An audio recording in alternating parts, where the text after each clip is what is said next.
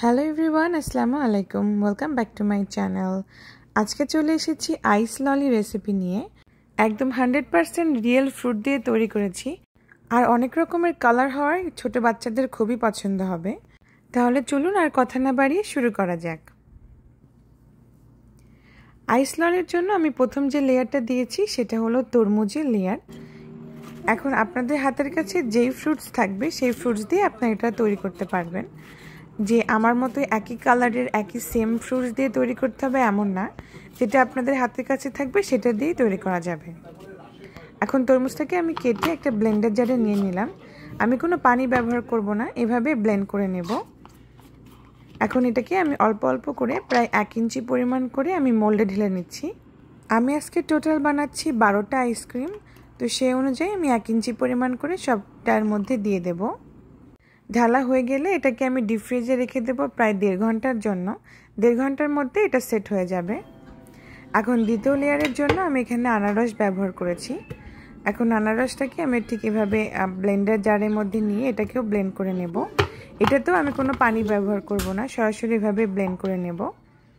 Blend করার সময় অবশ্যই চেষ্টা করবেন পানিটা না ব্যবহার করতে। যদি পানি ব্যবহার করেন তাহলে আইসক্রিমটা খাওয়ার সময় বেশি আইসের মতো মনে হবে। এটাকেও আমি 1 ইঞ্চি পরিমাণ করে মোল্ডের মধ্যে ঢেলে নিয়েছি, আর ফ্রিজে করতে দেব প্রায় 1.5 ঘন্টার জন্য। এখন আমি যে ব্ল্যাক কালারটা দেখতে পাচ্ছিলেন, এটা আসলে ব্ল্যাক না, এটা একটু পার্পল কালার, কিন্তু আইস হওয়ার পরে এটা ব্ল্যাক হয়ে গেছে। এটা আমি ব্যবহার করেছি ব্লুবেরিটাকে আমি এভাবে ব্লেন্ড করে নিয়েছি। ব্লেন্ড করে এভাবে ব্যবহার করছি। যদি হাতের কাছে আপনাদের ব্লুবেরি না থাকে তাহলে আপনারা জাম ব্যবহার করতে পারেন, আবার পার্পল কালারের যে গ্রেপস পাওয়া যায় সেটা ব্যবহার করতে পারেন, আর ইয়েলো আনারসের পরিবর্তে আপনারা পেঁপে ব্যবহার করতে পারেন।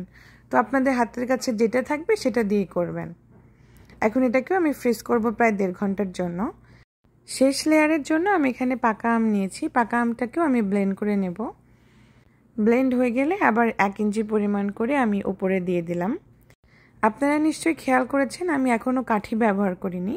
আমি এ পর্যায়ে কাঠি ব্যবহার করব, এতে করে বারবার কাঠি খোলা লাগবে না আর পারফেক্টলি সেট হবে। তো এ পর্যায়ে আমের মিশ্রণটা একদমই লিকুইডই আছে, আর ব্লুবেরিটা একটু নরম অবস্থায় আছে। তো আপনি যখন কাঠিটা ঢোকাবেন তখন পারফেক্টলি ভিতরে ঢুকে যাবে। যদি বেশি আইস হয়ে যায় সেক্ষেত্রে একটা চামচ বা ছুরি দিয়ে একটু ভেতরে খুঁচিয়ে দেবেন, তারপরে আইসের এই কাঠিটা দিয়ে দেবেন। এখন এভাবে আমি এটাকে ফ্রিজে রেখে দেব প্রায় 5 থেকে 6 ঘন্টার জন্য, যাতে একদম সব কিছু পারফেক্টলি সেট হয়ে যায়। 5 থেকে 6 ঘন্টার পরে আমি এটাকে ফ্রিজ থেকে বের করে প্রথমে একটা বাটির ভিতরে কিছুটা নর্মাল টেম্পারেচারের পানি নিয়ে সেখানে 30 সেকেন্ড মতো ডিপ করে তারপরে আমি মোল্ড আউট করে নেব। এই তো দেখুন কত সুন্দর হয়েছে দেখতে। এরকম করে আপনারা আইস ললি যদি বাসায় বানিয়ে রাখেন তাহলে বেবিদের খুবই পছন্দ হবে, আর তার সাথে সাথে ফ্রুটসটাও খাওয়া হবে। আমি যেহেতু এখানে কোনো চিনি ব্যবহার করিনি, আপনারা চাইলে চিনি ব্যবহার করতে পারেন। আমি একদম 100% ন্যাচারাল রেখেছি, তবে চিনি ব্যবহার করলে খেতে আরও বেশি মজা লাগবে।